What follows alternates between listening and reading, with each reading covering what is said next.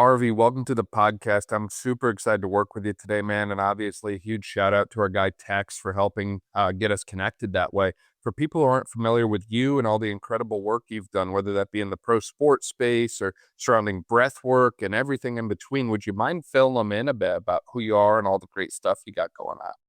Sure, yeah, man, I love the text. Got to shout him out as well. That's just a good man right there. But yeah, I think y- from my standpoint, what I've done professionally over the years, I think like the foundational work that I've done has always been surrounded around breathing, and whether that breath work is focused on a mechanical sense, a physiological sense, or psychological sense, obviously, it kind of hits all three of those realms. But I would say that's like my baby, my foundation. It's kind of what everyone I would say associates most of my work with. And then from there, over the last, when I was with San Francisco Giants, I was the human performance coach there. And obviously, the human performance coach, I started out as a breathing specialist as a consultant, but when I was full time, I've kind of used that title outside of the Giants, inside of the Giants, because I think that that gives you a little bit more of an overarching view of things. And so that's when you start diving into, if I could make it as simple and pinpointed to the question as possible, what I've done over the last, we'll call 5 years as a performance coach is center my work around psychology. So mental skills and physiology being recovery. So it's like very, very simple in those aspects. When I was with the Giants, I worked a lot with the strength conditioning staff, obviously the athletic trainers, the PTs, et cetera, and mostly with the players. And being in Major League Sports, it was like heavy travel, heavy recovery. So it was like a ton of modalities that was recovery focused. But I think that that's like something that comes with breathing and just what I've done in a career. But I would say like I'll always naturally lean towards the thinking and mental skills. And that's probably just a natural bias of me being a cerebral, intellectual person. But yeah, I think that that kind of grabs a hold of, we'll say, all the things of a performance coach in a very pinpointed way. I gotta know because I'm curious. When I was in school myself that way, I never thought I'd be interested in talking about breathing and psychology with people for hours and hours on end that way. But here we are. Where did this interest come for you that way? Is that something that you always knew you were going to kind of end up pursuing in your performance career that way, or did we just kind of end up here?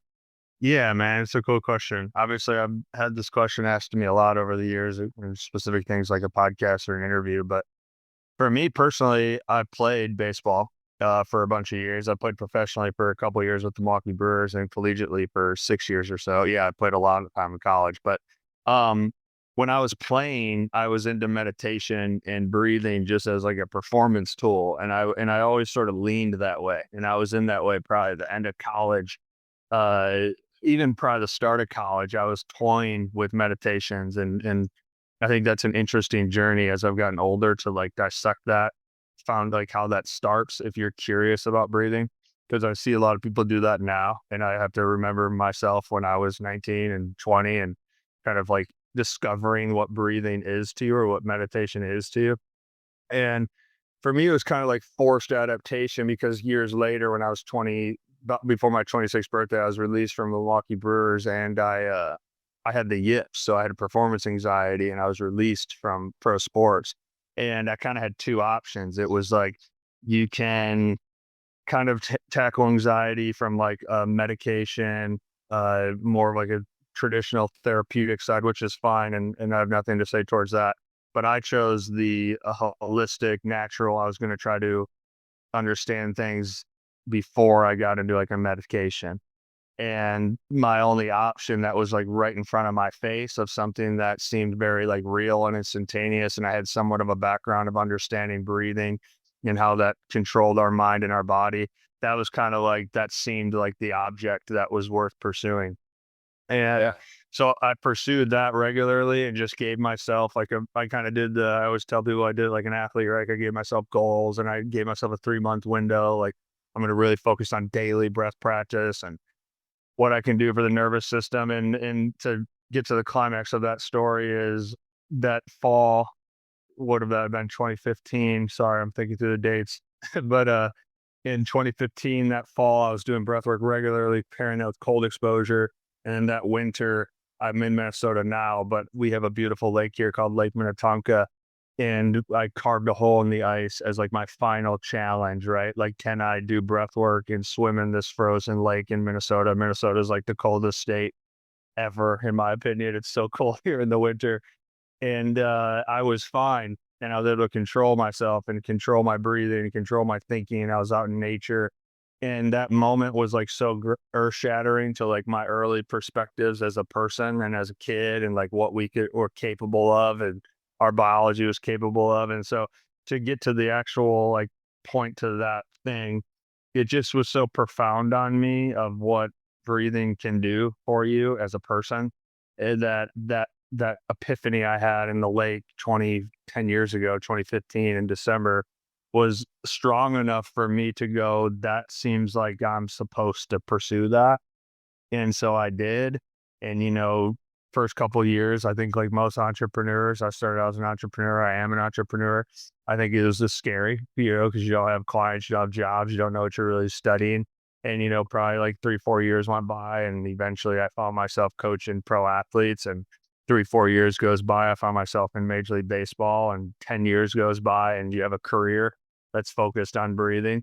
So for me personally, it actually came out of need. It came out of, stress and struggle and suffering. And then as I kind of formed and created some systems for myself to become healthy, then it was like, I want to share this, which I think is a natural pursuit.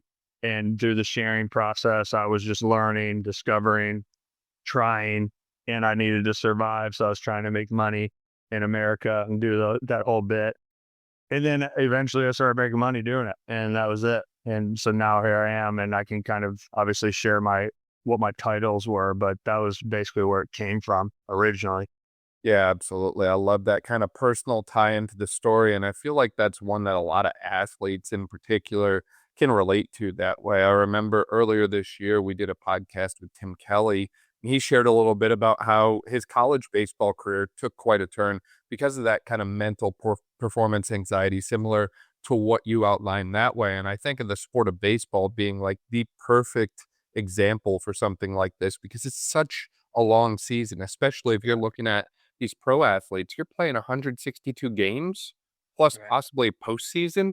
Like you're going to have periods of time where everything is going right and periods of time where everything is going wrong, right? There was just a rookie on the A's the other day. I forget his name, but he went 6 for 6 with 4 home runs. That's like I saw that. unheard of. Like Yeah. that's top of the world. And then Yeah. there's other times when unfortunately things don't go quite as well, and that's okay. I'm sure we can all think of athletes that have been in a slump before or maybe are in a slump right now that way. But ultimately, as you mentioned earlier, a lot of that comes back to the state of the nervous system. And one of the things I feel like we aren't talking about enough, or maybe we just don't quite understand and appreciate how important it is in relation to the autonomic nervous system and the impact that that can play on the status of the athlete and the availability of the athlete for that given day that way. And I think Mm. a lot of times we've just gone through this assumption that every athlete is going to have a heightened sympathetic response and a depleted parasympathetic response. And we think, hey, Mhm. they don't know how to unplug, they don't know how to relax, they're just go, go, go all the time. But what I've found is sometimes athletes become almost too parasympathetic Mm. just as often as they become too sympathetic as well. And I found, at least in my experience, it's almost like we have to teach athletes how to flip it like a light switch from on to off. And I think breathing has the potential to be the best, if it's not already the best means of doing that, right? We can get someone into an altered autonomic state through the way that we coach their breathing that way. So obviously, I think that the work that you do is super essential for that. I'm interested to hear your thoughts.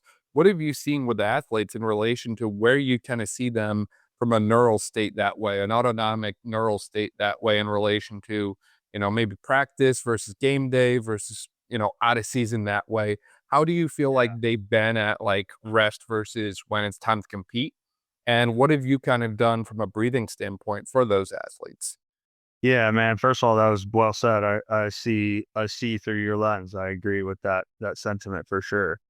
I think for me, I think there's one thing that you have to think about of just all humans, right? Like naturally we are, if you're I'm answering the question, so it's my perspective, but it's we're disconnected from nature. right? And that's just like a modern corruption. Like and if you look to the historical side of that, that's been like whether you want to call it fast or slow, I think that's relative, but that's what happened over the last couple hundred years, right? And you can kind of look at the industrial age and you can bring it all the way to the current moment and you can just study the environment. So it's hard. I think this is relatable to all humans, but I'm going to answer this specifically from what I see with athletes and people I work with.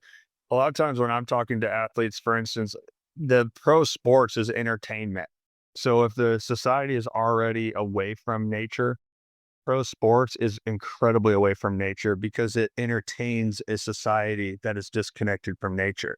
Meaning you're most likely going to play when the sun's down underneath massive artificial light. You're going to play in stadiums where there's thousands of people screaming, there's basses playing, and there's sound creation to create adrenaline and cortisol. And so I'm saying all these things because if you're not even in the actual game, but you're at the event, you're sympathetically driven just from your senses and just from things that are just not naturally in nature. Right. And then on top of that, you look at America and you look at where our pro sports or where are most athletic events taking place, it's in the major cities.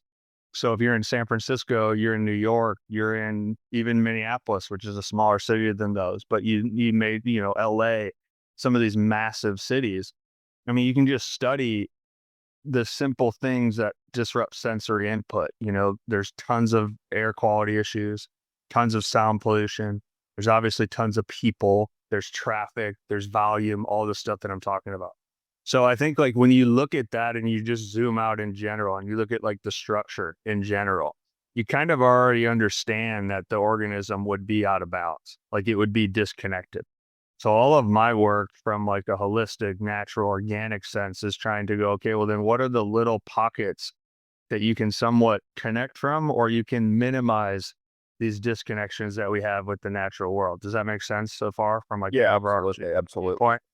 So then to your point, like you said, breathing, I would agree with you, but again, I think that's bias. That's my perspective. I think breathing is the best thing to control in real time because it's the controllable of the unconscious. It's an unconscious thing that's happening. So as we're talking through this, we're not doing breath work right now because we're talking, right? Like we're thinking and we're going over concepts, but the entire podcast will be breathing.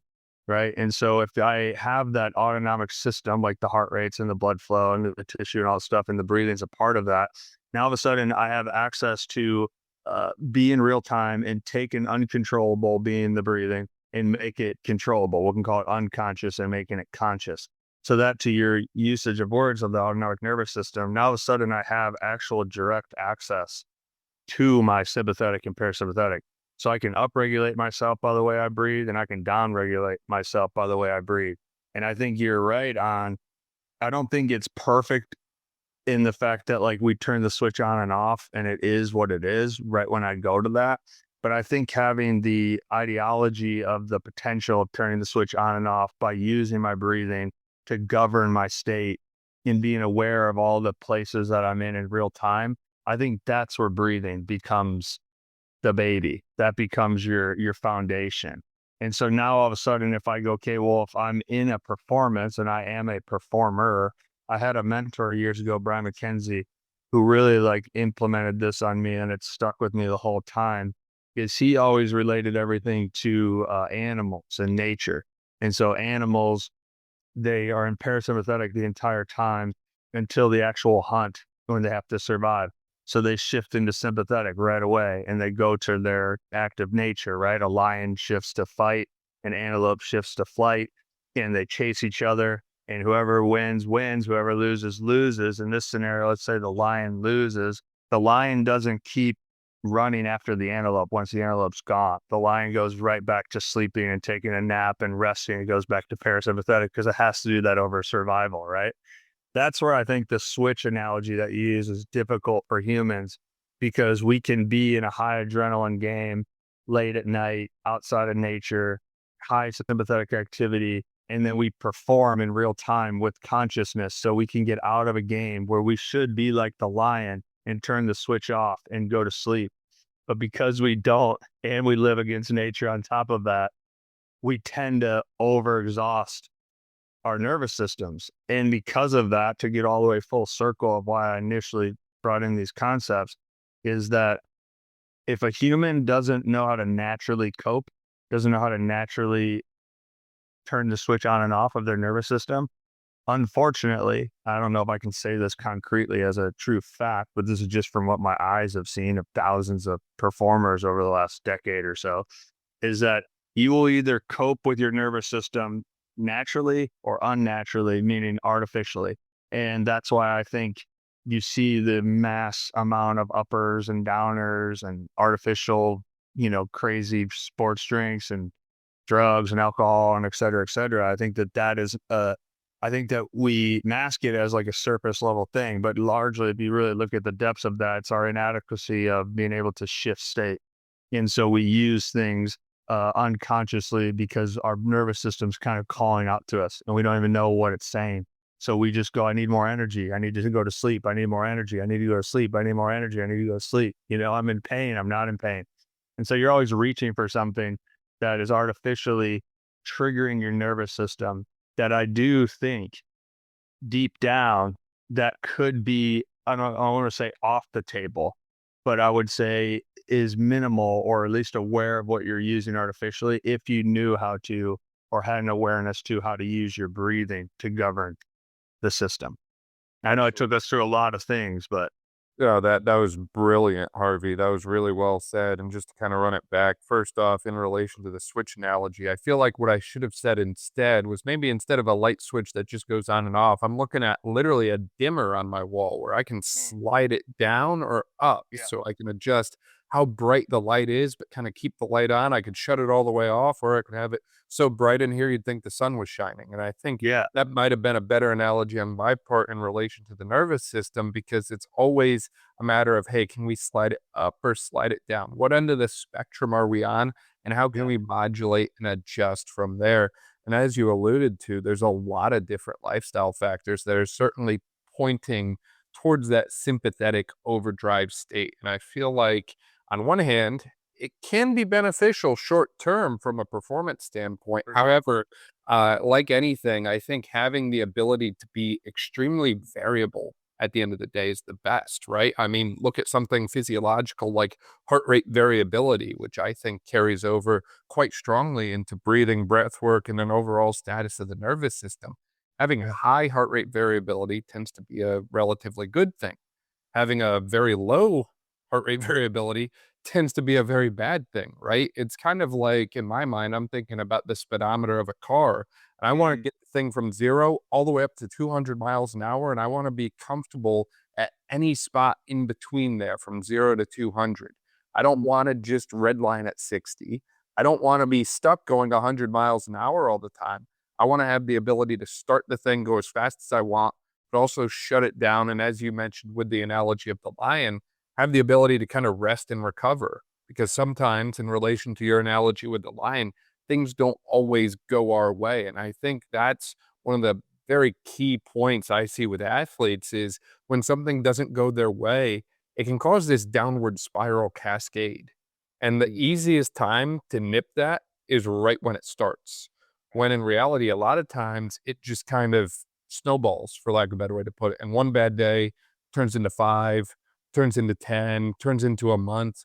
And it's so much more difficult for us to intervene with that athlete when they've kind of gone downhill for weeks on end. When in reality, if we just kind of had this ability to almost like step back from the situation, assess what's going on, and then re engage with some of these things that we've discussed so far, I think that's a much better thing for the athlete's performance and their health as well. And I think the other piece, going back to why I think we both think breathing is so effective for this, is we all do it and it's relatively cheap, free to do. I mean, you might hire a breathing coach, but like it's not like anyone's charging you to right, take breaths, like a right, lot of times, like you mentioned, we like to hide things in the sports drinks and the modalities and all the recovery stuff.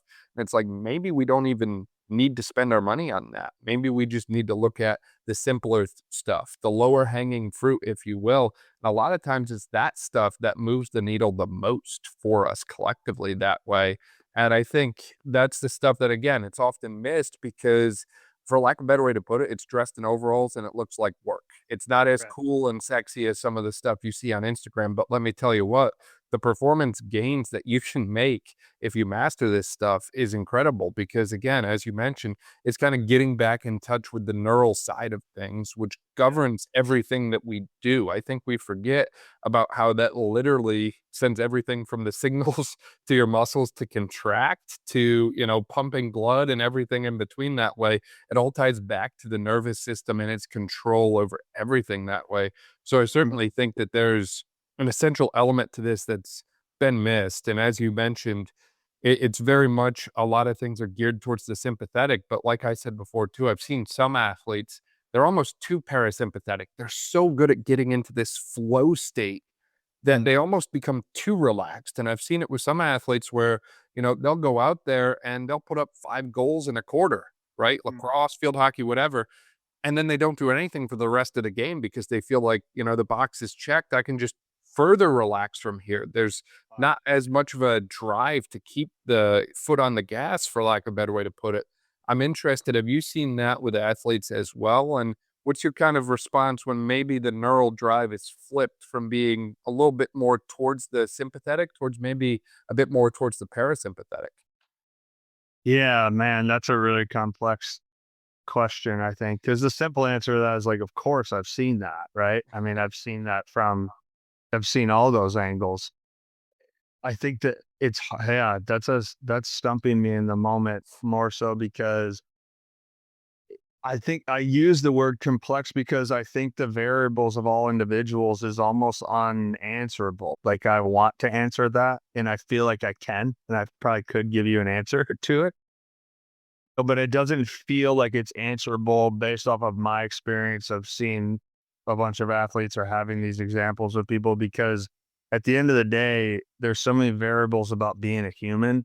And I think performance, regardless of the sport that we're playing, again, back to my perspective, in my opinion, sport is nothing more than it extracts who you are as a person in real time. And so sport is spontaneous. I use this analogy a lot in comparison to movies or TV shows or whatnot. If you make a movie, or even if you're writing a book, you have the ability to edit it and go back to it while you're working on the same thing. Sport is not the same way as that. Sport is literally going to start and at some point it is going to end. Now it can go into OTs and all these extracurriculars type deals, but you don't know who's going to win and you don't know how the game is going to go. And so it's like an ongoing movie that's happening in real time, but it's still entertainment, right? So it's like in that example, somebody can go out and have 5 goals or 5 points or whatever so quickly. And then the back half of the game, they kind of put on the brakes and they shut it off. And it's like, it's interesting because I've been around people who are the best players in the world at their sport. And I've watched them take their athleticism to the brink of perfection and they get there. They get literally to the point where they're about to make $100 million and they'll sabotage themselves right when they get there. And that's really fascinating to watch. And so that's why it's hard for me to answer that because I don't think that's entirely nervous system activation. I think that there's a ton of psychology in that as well. And there's a ton of things that we do naturally. People do really, really well until attention's on them, and then they go back to sabotaging themselves so they can get back to what life is like when the attention's not on them. And then they can do really, really well, and then the attention gets on them, and they go back to where, and they just run that pattern. You know what I'm saying? And is that physiology or is that psychology? I don't know. I think that there's things that you can do, like in that scenario. It's like if somebody's parasympathetic, and we know that, it's like, okay, well, maybe you upregulate the breathing and have them do a bunch of exhale holds and some hypoxic work to get the heart rate up and trigger their system so that you can take it into a sympathetic. And maybe that turns them on and they have 5 more points in the second half, whatever. Right. And maybe that is the answer. Right. But I genuinely don't think I can answer that. I don't know. I think that's where I'm stumped on that. I don't think I can because I think I think humans are just so complex and there's so many variables. And at the end of the day, when it really gets to its full expression, the sport that the performer's in is really, in my opinion, just a mirror to themselves. So it's like for that exact example, if that's a pattern of the performer, right? It's like there's something in that pattern, good and bad, because it needs both dualities, right? It needs the paradox of the good and bad to extract everything out of that person. So I don't know. That's a tough one, man. As you mentioned, it's very complex, and the other thing, going back to what you mentioned before about the environmental factors and how that plays into sport, I almost wonder if a lot of that would vary based on the sport that we're discussing, right? For Because sure. to your point, if you look at football, MLB, NHL, any of these major pro sports that way, it is very sympathetic state Right. of an environment that way, from the lighting that you mentioned to the Right. cityscape that you mentioned and so on that way. But when we change our conversation to maybe, the college cross country athlete, well, now Yeah. they're in nature. They're Right. they're training in nature every single Right. day. Or Right. the college lacrosse athlete. Right. I've been to a few different Division 1 games where, the audience is about 1,000 people, which is drastically different than an audience of 100,000 people at a game. Right.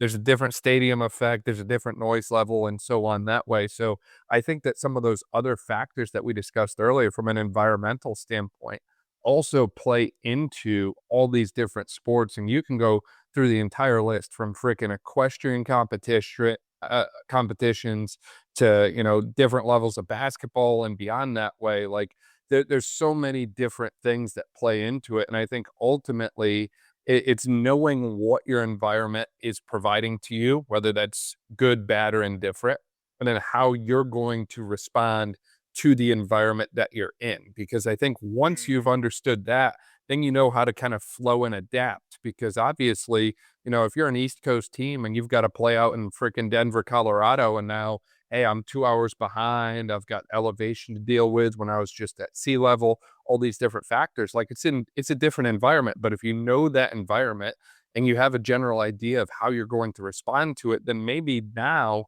you can actually adapt your training and preparation according to that. But by the same token, I've always had a difficult time myself when I go to give advice to athletes about this, is how sympathetic our training and prep should be versus how parasympathetic it should be. Because on one hand, I've noticed athletes seem to learn a little bit better from like a motor learning and skill acquisition standpoint when they're relaxed, when they're comfortable, and when they're present and they're not necessarily in a survival type state that way.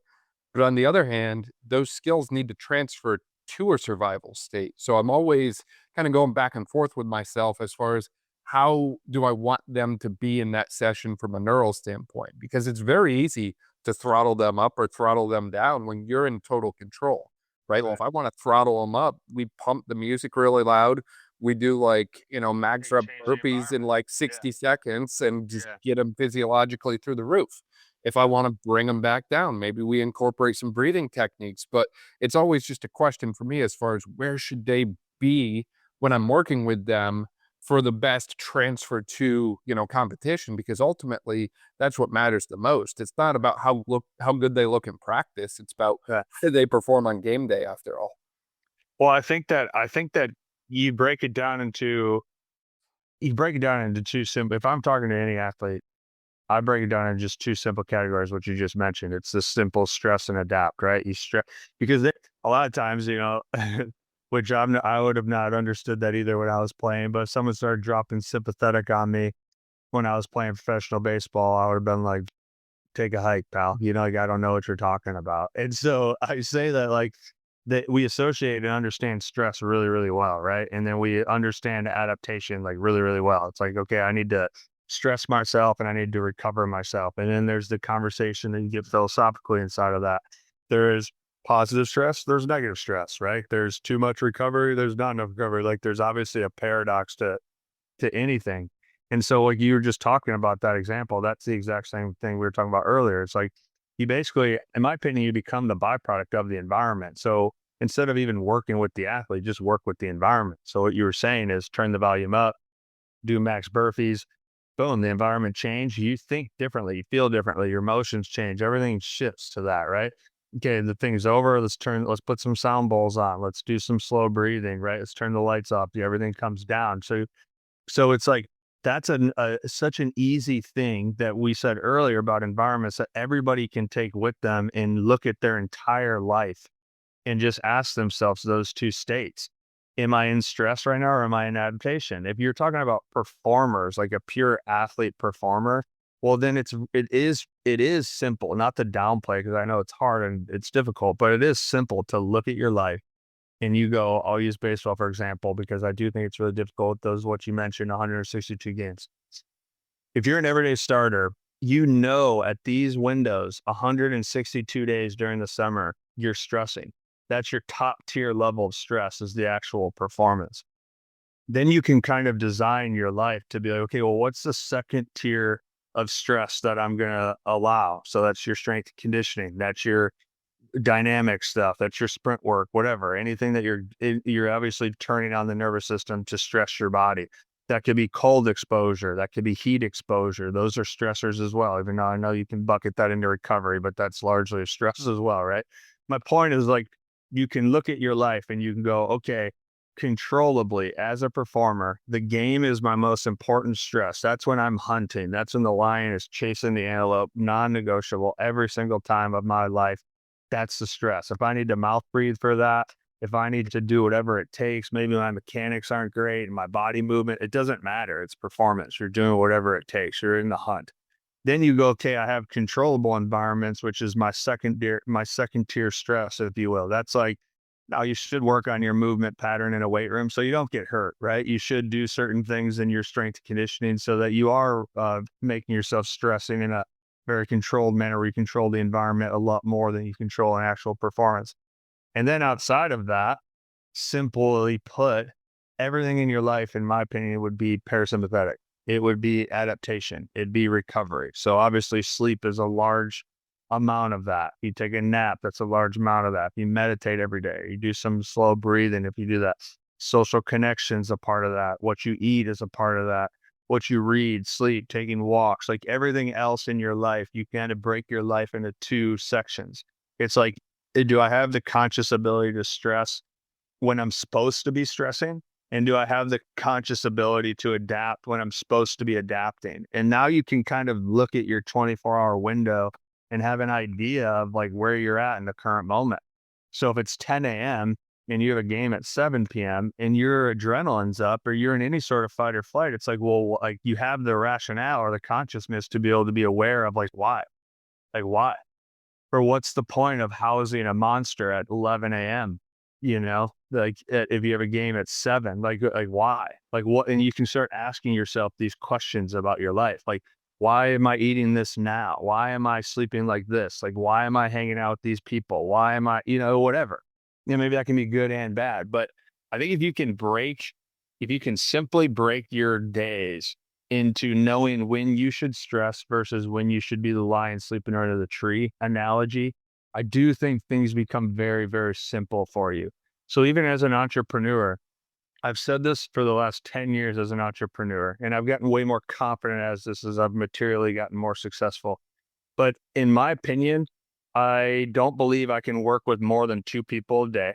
I work with people for about 90 minutes, maybe 2 hours. 2 people's too much, but I try, if I need to do it, I'll do it. But typically I try to work with one client a day and I give them 2 hours of max attention.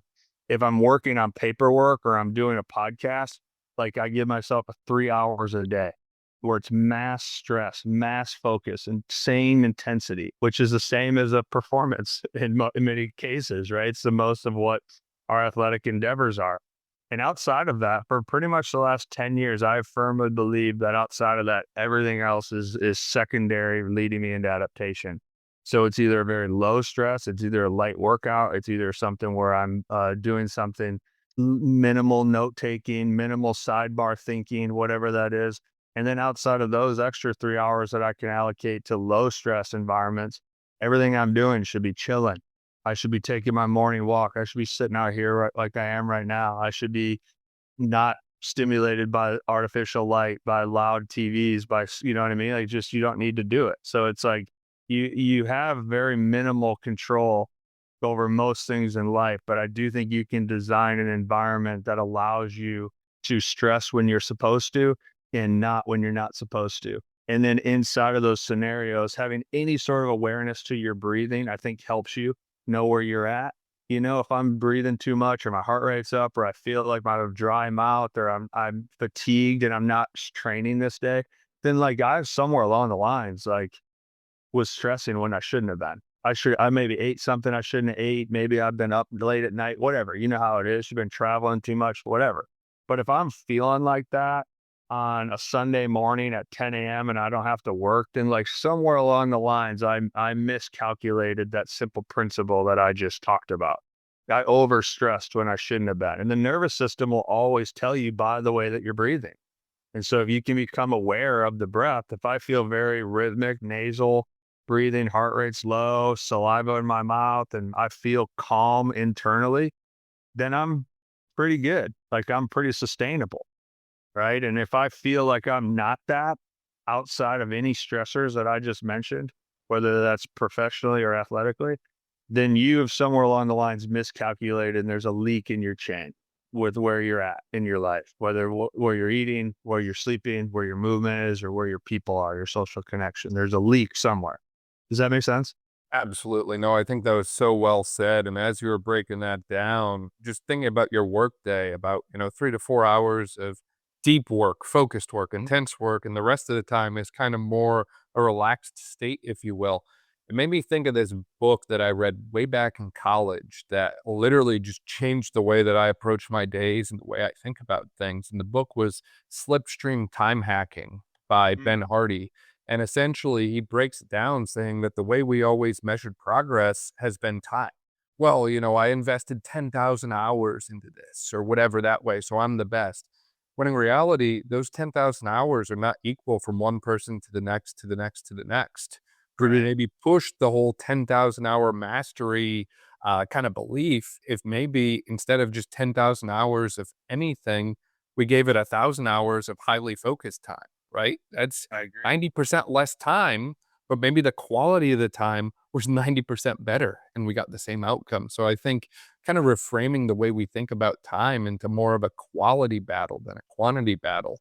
It's not a flex to me anymore to say, I put 20 hours a day into this. It's more of a flex of what was the outcome, right? Right. Because ultimately, if you get the same outcome, but one process was 80% quicker, I mean, you've got the rest of the time to do whatever you'd like now. And I think the other element to that is when you have time to pursue things that you're interested in. I don't care if you're an athlete or an entrepreneur or whatever, you need to have a life outside of the main thing that you do, right? Like when For sure. athletes' entire life is based around their sport and then sport ends, boy, it can be very difficult for them. Oh Same gosh. thing with entrepreneurs. Yeah. There's a reason I see so many entrepreneurs sell a business and immediately start another one. They're just so into it. And on one hand, I respect that level of commitment and grind and dedication.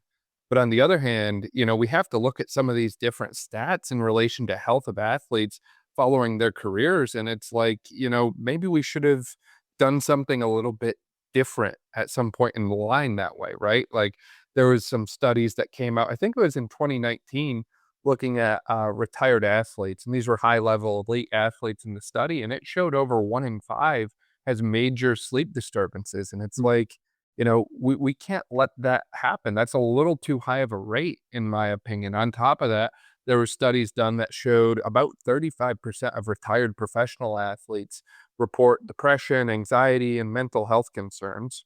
And about 62% report to be thriving. And that was published on the NCAA website a while back. I think it was maybe 2015, 2016. But to me, it's like, why is it that only 3 in 5 report that they're thriving on the day to day? Why is that number Yeah. not 5 out of 5? Why is it not 100%?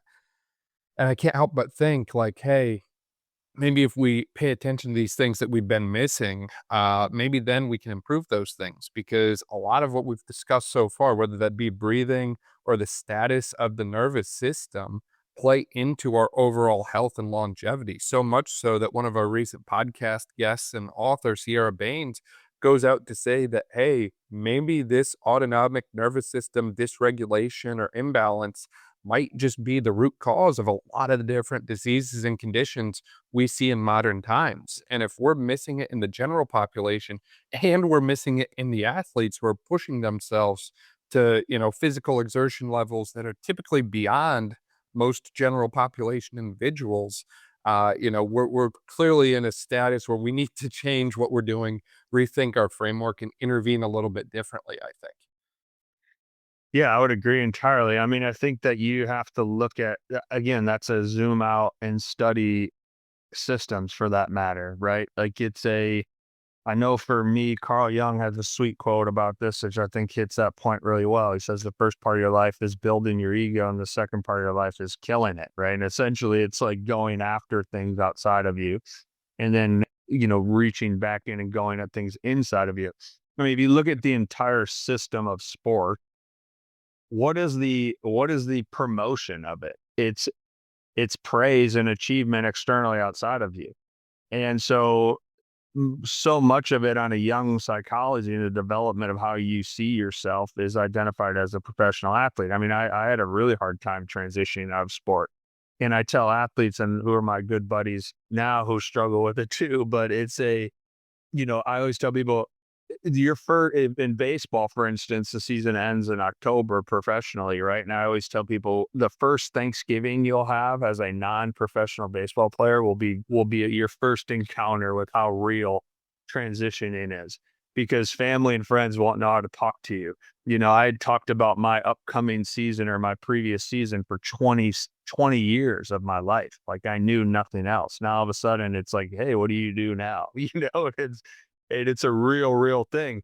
But sport, what's really fascinating about that, and I think it's a philosophical discussion over and looking at things in general, is like, well, how do you become successful at a sport? How do you do that without the ego attached to it? Right? Because so much of sport, I mean, is so much of an illusion. It's an illusion that we use to understand these concepts of ourselves. It's like, is the autonomic nervous system and learning how to regulate yourself from stress and adapt, is that used so you can score 3 more goals? Or is that used so that you can live a very sustainable, joyful, meaningful existence? And sport can be one or the other. It can be, no, it's about definitively scoring 3 more goals. Hey, that's fine. Like that, all good. Or it's like, no, that's what the thing has taught me, how to be more human. It's taught me about myself. It's made me become more of who I am. And those are two separate discussions. Right. And so if I think about those stats, I haven't run across those research articles, but if you think about those stats and you had conversations with those people, there's two senses to it. I actually wrote my last book without words. The first paragraph I wrote in the book, the first question of the book, I said, "Who am I?" And I talked about how that question is like the meaningful question to your life. Like that's the most foundational question you can ask yourself. And then you'll answer it in two distinctive ways. You'll answer it either definitively and you will give an actual answer. You'll say, I'm Harvey Martin. I was the human performance coach for the San Francisco Giants. I was a right-handed pitcher for the Milwaukee Brewers. I was in player development for the Milwaukee Brewers. I've written this book and this book, and I can give you all this definitive things about me and this person that I am, right? And I can talk about the definitiveness of the nervous system and how to strength train anatomy and et cetera, et cetera. Or you contemplate, right? And that's the second tier of that question. You contemplate and you go, well, was I the human performance coach for the San Francisco Giants? Or was I just on my own journey of like becoming more of who I was or who I am and who I'm going to be? And I think that sport, it doesn't necessarily at the illusion level, it doesn't allow for you to not have a massive ego attached to that. And so I think the transition part for sports, again, this is subjective, it's an opinion, but I think the difficulty of transitioning is because you are so wrapped into the definitiveness of who you think you are, your identification, if you will, that to not be that anymore is overwhelming. So for sure, you're going to have a depression or some anxiety or some difficulty moving on. And I don't think that's any different than in sport, like we were talking about. I think that so many times you see in sport, someone is so definitively about their game in real time, their ego is so wrapped into the identification of the sport that they don't have the capacity to be outside of that. So they can't shift out of that character. And that's a difficulty. I mean, I've worked with mostly adults and professional athletes for the last 8 years. That's kind of in my population. And there is a significant difference of a 24-year-old person playing professional sports who's trying to make it, who doesn't necessarily have a family of their own yet. They're a rambling, nomadic person, and they're just doing whatever it takes. They've been a significantly, if they're pro sport, they've probably been ranked their whole life. So they've been praised forever in comparison to a 34-year-old who has 2 or 3 kids and, has made some money and is a father and has the ability to play professional sports for 10 plus years, very sustainable, very aware, very put together. And they can be an athlete when they're at the field, and they can take that mask off, and they can be a dad when they're at home. And that in and of itself is breath work, and that is because you will change your breathing when you can psychologically change your state. And I can be this podcaster right now and I can turn it on. And before this, I could go on a walk with my wife and my kid. And then after this, I can go work out, and I'm going to breathe differently throughout all 3 of those characters from 7 a.m. to noon. And those are different identities. Those are different egos, if you will. And I think sport has a hard time with that because so many times we're built to process that our sport is the only thing that we are. And so you're too wrapped into that character, and that doesn't allow you to disassociate what it takes. So if you're into that, you have a bad game, then it's like what you said earlier. I thought about this when you were talking earlier. That's like the athlete that has to work harder at night. And it's like, okay, the game ended at 10. I'm going to hit until midnight so I can get all my swings in. It's like, that's just not, that is what it is. You need to do what you need to do to figure out who you are. But it's kind of like the classic 6 a.m. lifts that you do in college that people know that's not healthy for you. People know that's not good for you, and you do that, and we would take pre-workouts and tape our wrist, and we'd get in there at 5:15 in the morning, and we'd lift until 8, and then we go to class all day and be zonked out all afternoon and get hurt at practice in the afternoon.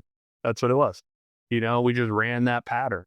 And it's like, it's very rational, logical when you think of things like that, but it's hard because it's not that simple. We have egos and we have things that we believe outside of ourselves that are very, very, very important. And that's a hard concept. Like, how do you tell the world that sports are nothing more than an illusion? Like, at mass scale, that's not like an acceptable concept.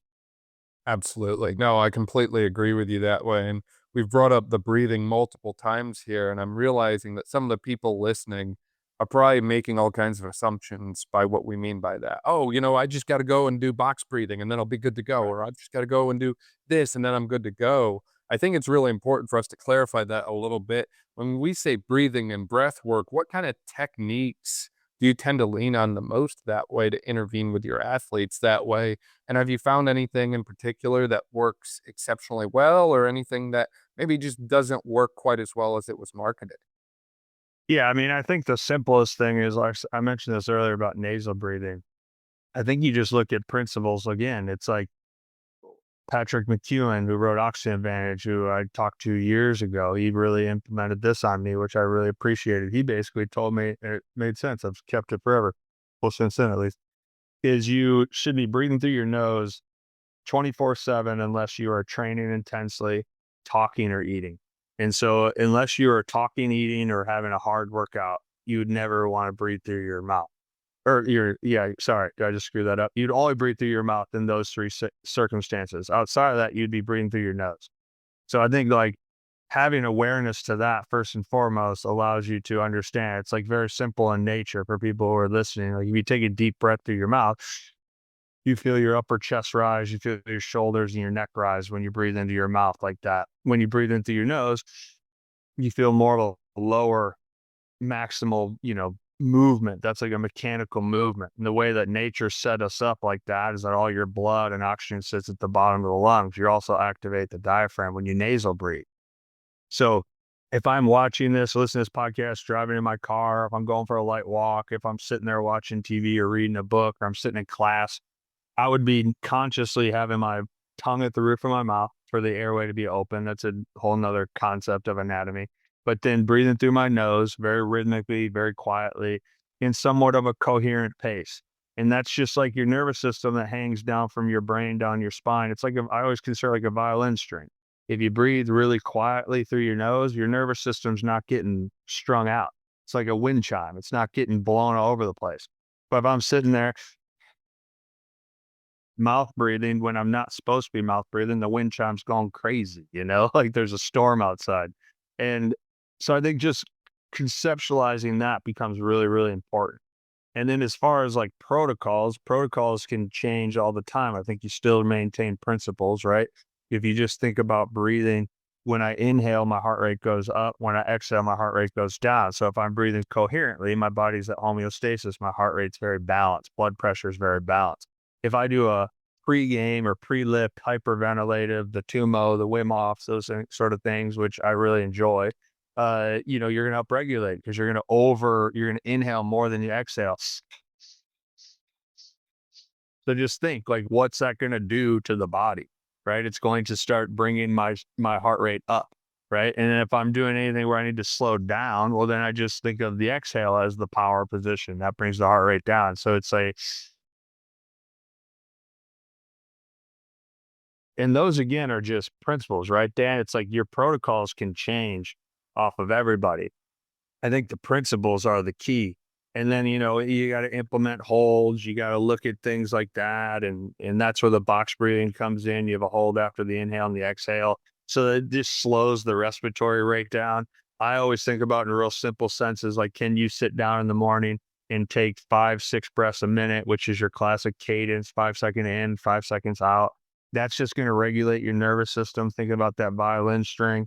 And if you can maintain that discipline, which is very difficult for 15 minutes, you're going to see it. And if you have an HRV or anything that triggers you, you'll see immediate 15-minute change in the nervous system. Like you'll see it unwind itself and take it into baseline. But that's like a very classic coherent cadence protocol. That's just like a pendulum, same in, same out. You can do 3 seconds in, 3 seconds out, 4 seconds in, 4 seconds out. I think you max out at 5 seconds in, 5 seconds out. That stuff's beautiful for the morning. That if you're a high sympathetic athlete, you do that before a game. If you're somebody who's trying to come out of high sympathetic activity after a game, use that after a game. And it's again, that protocol can be used throughout the entire day. It's just to bring your breathing back to that natural rhythmic state. And it's all through the nose, right? I think if you're in game and you only have 1 or 2 breaths to really like grab yourself, that's a classic. Can I inhale through my nose with a hold to like grab the pressure? And then can I control and exhale through my mouth? The mouth of an exhalation will always allow you to use the mechanics better. It'll allow you to dump more CO2. We don't have to get into that, but allow you to dump more of the stress, lower the heart rate, shift your nervous system. So I always tell athletes in game, it's a deep inhale. You hold it, get your whole body expanded as best you can, and then dump it out through the mouth like you're blowing out through a straw. Purse your lips, and that'll allow you to extend the exhalation. And you should, that will bring your heart rate down and calm you, but more than anything, it'll put your mind on your breathing. So it'll give you that little micro adaptation, that little gap where you can get a little bit more space. And I think that allows your conscious brain to come back into play. And that's because that's really what we're doing, right? Like you're trying to avoid reactive emotional thinking under pressure in comparison to rational logical thinking, which allows you to be responsive. And so when you find yourself, maybe my body feels I'm out of alignment and I feel anxious, or my mind feels like it's spiraling. Okay, well, the breathing can bring me back in so I can get that space again. That allows me to get to where I'm at. That allows me to rationalize the game plan or whatever sport you're in. That allows you to get back into the moment. Does that help a little bit? Yeah, absolutely. I think that was really well said. And as you mentioned, and I cannot emphasize this enough, principles always beat protocols. Yeah. It always annoys me when I have someone asking me, what is my protocol for this? Or how many sets and reps? It's like, look, the sets and reps, that changes. The amount of time we'll spend on stuff changes. All the time. What doesn't change is the underlying principles. Correct. So if you understand the principles, you go really, really far. And I think the other piece is these principles are not just going to help from a psychology and physiological side. Earlier on, you mentioned about how you do the physical, the psychological, and the physiological. We've Mhm. extensively discussed the psychology and the physiology so far, but just to bring it full circle for those that are bought in on the physical side and maybe don't understand some of these other concepts yet, or maybe they're like me and they call themselves a physical therapist. And they're like, well, how Yeah. can I justify this to my insurance company? I mean, a lot of it, Yeah. yeah, on the Yeah. physical side, it's like you're working on rib expansion, you're working on the diaphragm muscle, which is probably one of our most important muscles. I mean, studies show the more you breathe, the longer you live. I mean, Mm. you Yeah. don't do too well if you're not breathing well. Right. So No doubt. it's one of those things that I think if you think about the physical side, from the ribs themselves to the muscles themselves to the thoracic spine itself, and it's amazing to me too, some of the individuals I've seen with restricted thoracic mobility, what their breathing looks like, it's like Oh, almost like man. all up top, Yeah. instead of like actually getting in deep that way. It's really interesting to see the overlaps that way. But I think we had a great discussion around those psychology and physiological factors, in addition to maybe a little physical tie in there with some great principle advice for individuals that way. Is there anything we missed or any other thoughts or remarks you have today, Harvey? No, I don't think so. I think that, like, for who is listening on the physical side, I always tell people to, if you take your hands, you grab the bottom of your ribs. So I always say, take, for who's listening, you can just think about, take your, if you run from like your index finger from your nipple down to your bottom rib, you put your index finger on those bottom ribs and wrap your thumb around so your thumb grabs the back of your ribs.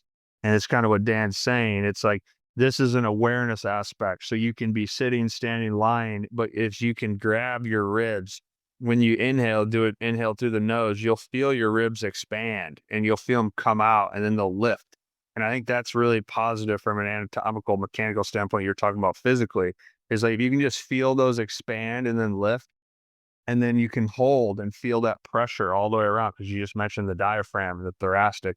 If that pressure can wrap itself all the way around the pop can, now I have pressure in there. When you exhale, feel your hands, they'll come in and down, and you'll literally feel your ribs come back down. And that's where that diaphragm's shooting up. So it's like for people who are listening, it's like your diaphragm sits like an umbrella underneath those ribs. When you inhale, you'll feel it flatten. And that's that powerful, comfortable position that you find mechanically. When you exhale, that diaphragm just goes back into its resting spot. And I think like to avoid that upper breathing that you're mentioning or talking about, I've always found just if you can do 5 to 10 of those, or you can even put a weight on your body and lay down, keep your knees up and just put something on your body. If you can just like put your attention on your ribs and acknowledge how important it is to avoid what Dan's talking about with that upper chest stuff, to just feel your ribs expand and just feel how much you can do that internally, and then feel your ribs come down.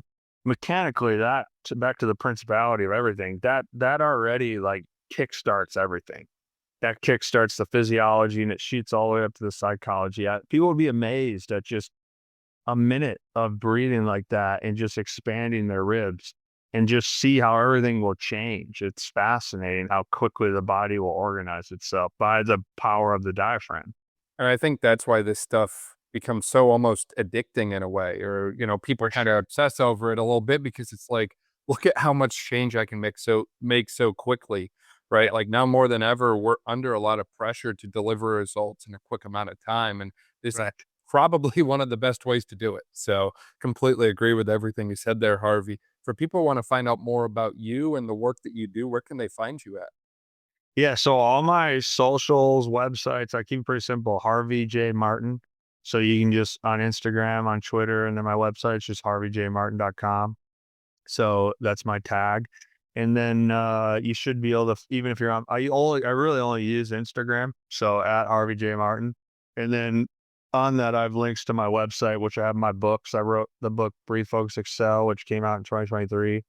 And then Without Words came out in 2024. So both of those are available. And yeah, I mean, you'll kind of, if I do anything on YouTube or podcasts, like it always links from my Instagram. So if I'm active socially, that's where you'll find me.